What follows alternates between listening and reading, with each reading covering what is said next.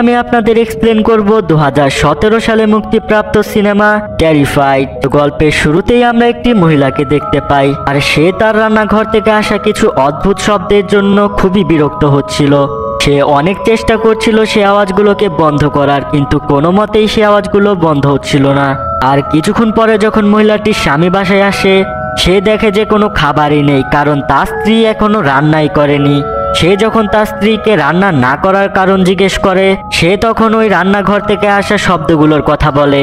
ওই মহিলাটির স্বামী জন যখন রান্নাঘরে যায়, সে দেখতে পারে যে সত্যিই সেখান থেকে অদ্ভুত কিছু আওয়াজ আসছিল।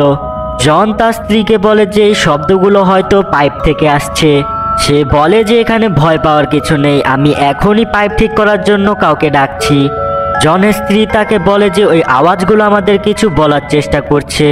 জন যখন জিজ্ঞেস করে যে ওই আওয়াজগুলো আমাদের কি বলার চেষ্টা করছে, জনের স্ত্রী তাকে বলে যে সেই আওয়াজগুলো আমাদের মারার কথা বলছে। জনের তার স্ত্রীর কথাগুলো অনেক অদ্ভুত লাগছিল, সে তার কোনো কথাই বিশ্বাস করছিল না। আর অন্য সিনে আমরা দেখতে পাই যে ওনারা দুজন ঘুমিয়ে পড়েছিল, আর তখনই জনের ওয়াইফ উঠে ওয়াশরুমে যায়।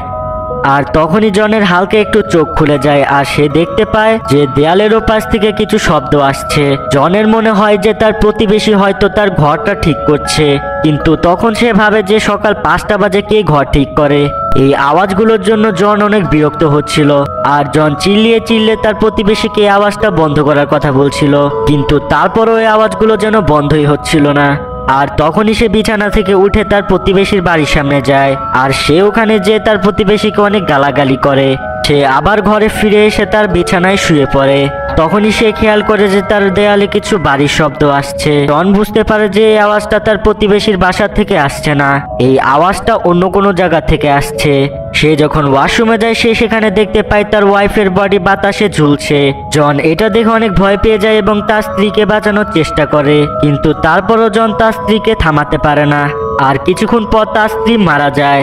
এখানেই সিনটা শিফট হয়, আর আমরা দেখতে পাই যে জন এক জায়গায় বসে আছে, আর তার সামনে 3টা প্যারানর্মাল ইনভেস্টিগেটর বসে আছে। এই 3জন জনের সাথে কথা বলতে এসেছিল, কারণ জনের কথা কেউই বিশ্বাস করছিল না, আর সবাই ভাবছিল যে তার স্ত্রীর খুন হয়তো সেই করেছে। আমরা দেখতে পাই যে এই 3জন জনকে ওই রাতের ঘটনাগুলো জিজ্ঞেস করছিল। জন যা যা বলছিল এই 3জন সবই বিশ্বাস করছিল, আর তারা জনকে জিজ্ঞেস করে যে তার ওয়াইফের মৃত্যুর 2 সপ্তাহ আগে কোনো অদ্ভুত ঘটনা ঘটেছিল নাকি। জন এখানে বলে যে তাদের ঘরের বাইরে একটি অ্যাক্সিডেন্ট হয়েছিল, আর সেই অ্যাক্সিডেন্টে একটি বাচ্চা মারা গিয়েছিল।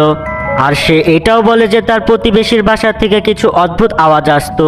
যখনই জন তার প্রতিবেশীকে সেই আওয়াজগুলোর ব্যাপারে জিজ্ঞেস করত, তার প্রতিবেশী তাকে বলতো যে সে ঘর ঠিক করছে। এখন আমরা দেখতে পাই 2 সপ্তাহ আগের ঘটনা। জনের প্রতিবেশী তার অফিসে বসেছিল, আর সে একটি প্যারানর্মাল ইনভেস্টিগেটরকে ফোন করে, কিন্তু তার অ্যাসিস্ট্যান্ট জনের প্রতিবেশীকে বলে যে সে এখন অনেক ব্যস্ত আছে। জনের প্রতিবেশী অনেক চিন্তিত দেখাচ্ছিল, কারণ তার সাথে কিছুদিন ধরে কিছু অদ্ভুত ঘটনা ঘটছিল। আর এখানেই সিনটা শিফট হয়, আমরা জনের প্রতিবেশীকে তার বিছানায় শুতে দেখি। তার বিছানাটা আপনা আপনি নড়াচড়া করছিল। সে অনেক ভয় পেয়ে যায় এবং সে তার বিছানার নিচে চেক করতে যায়, কিন্তু সেখানে কিছুই ছিল না। আর পরের দিন সে তার অফিসে যায়। সে আবারও সেই প্যারানর্মাল ইনভেস্টিগেটরকে ফোন করে, আর আবার ফোনটা তার অ্যাসিস্ট্যান্টই ধরে। আগের বারের মতো তার অ্যাসিস্ট্যান্ট এবারও বলে যে সে অনেক ব্যস্ত আছে। তখন জনের প্রতিবেশী তাকে বলে যে তার সাথে কিছুদিন ধরে কিছু অদ্ভুত ঘটনা ঘটছে, আর এতে সেই অ্যাসিস্ট্যান্টই তাকে বলে যে আপনাকে তার প্রমাণ দিতে হবে। সে যখন অফিস থেকে তার বাসায় যাচ্ছিল, রাস্তায় তার সাথে জনের দেখা হয়। জন তাকে বলে যে তোমার ঘর ঠিক করার জন্য আমার দেয়াল ফেটে যাচ্ছে। আর এতে জনের প্রতিবেশী তাকে উত্তর দেয় যে সে অনেক তাড়াতাড়ি তার ঘরটি ঠিক করে ফেলবে, কিন্তু সত্য তো এটা ছিল যে সে তার ঘরে কিছুই করছিল না, আর তার সাথে কিছু অদ্ভুত ঘটনা ঘটছিল। জনের প্রতিবেশী সেগুলোকে রেকর্ড করার জন্য তার ঘরের মধ্যে ক্যামেরা লাগিয়ে দেয়। এবারও তার সাথে আগের মতো কিছু অদ্ভুত ঘটনা ঘটে, আর সে অনেক ভয়ে তার বিছানা থেকে উঠে পড়ে। বিছানা থেকে উঠে সে দেখে যে তার ক্যামেরাটি নিচে পড়ে আছে, আর সে যখন ক্যামেরাটি চেক করে সে দেখতে পায় যে একটি অদ্ভুত জিনিস তাকে ভয় দেখাচ্ছে।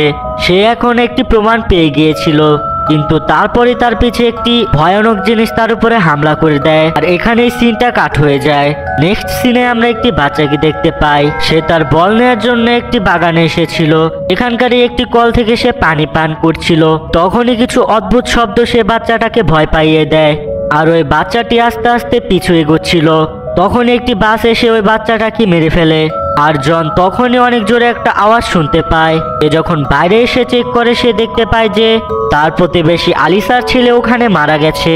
রাস্তাতে অনেক রক্ত ছিল, ওই রক্তগুলোকে পরিষ্কার করানো হয় আর ওই ছেলেটিকে দাফন করা হয়। এরপর আমরা ওই ইনভেস্টিগেটরকে দেখতে পাই যে জনের উপর কিছু ইনভেস্টিগেশন করছিল।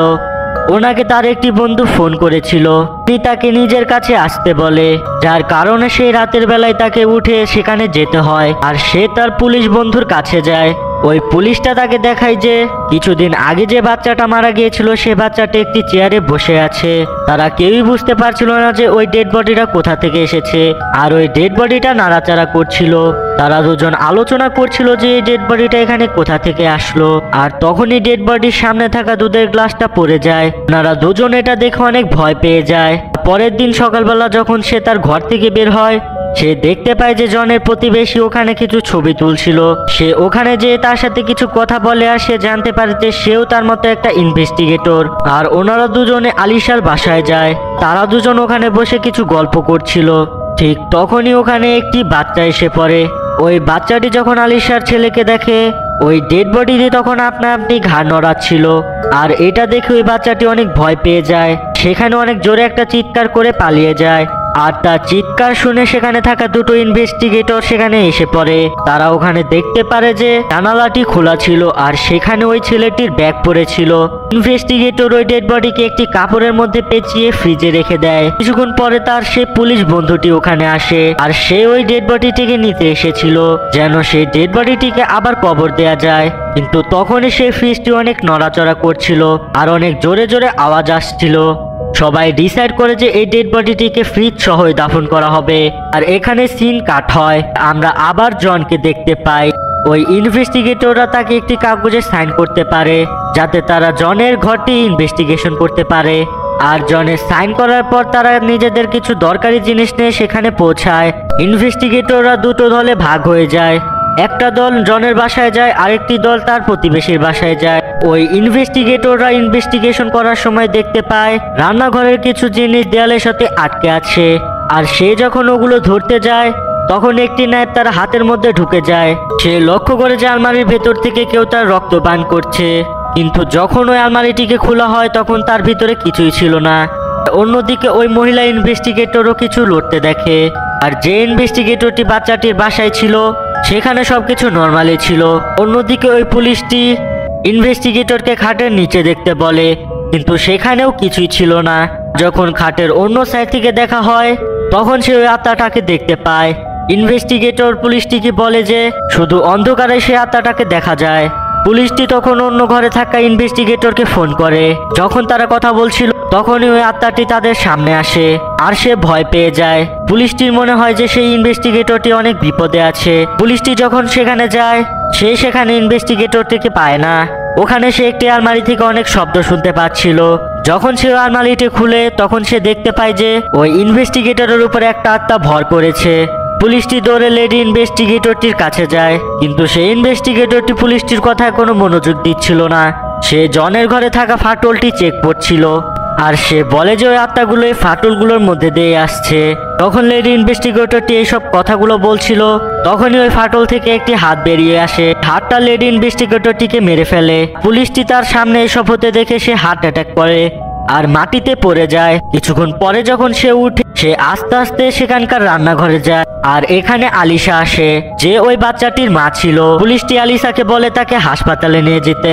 আলিশা তাকে বলে যে তার গাড়িতে যেয়ে বসতে। গাড়ির কাছে যাওয়ার পরে সে দেখতে পায় ওই বাচ্চাটির লাশ ওই গাড়ির ভেতরেই আছে। তার জন্য সে নিজের গাড়িতে যেয়ে বসে।